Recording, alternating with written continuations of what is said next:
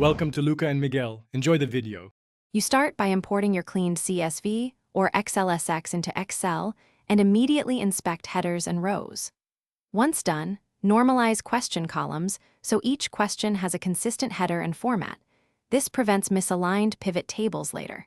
Make sure to remove duplicates and empty response rows, then save a version backup.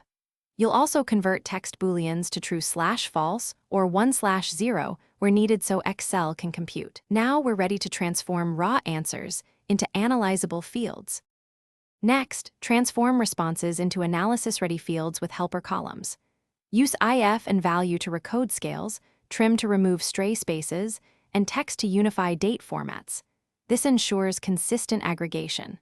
Once transformed, calculate composite scores with simple SUM or average formulas, and create categorical bins with nested if or lookup. Then insert pivot tables to cross-tabulate demographics versus responses. Add countifs and averagefs for custom segment metrics. Keep formulas separate. Finally, visualize and package results for stakeholders. Create clustered and stacked bar charts for categorical comparisons and line charts for trends over time. Once done, add slicers to your pivot tables for quick interactive filtering and protect raw data sheets to prevent accidental edits. Make a notes sheet that documents every recode rule and formula. This saves hours later. If something breaks, first check helper columns and recode logic. Most errors come from inconsistent input formatting or stray spaces.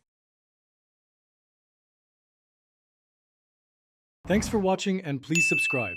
It's the best investment you'll ever make.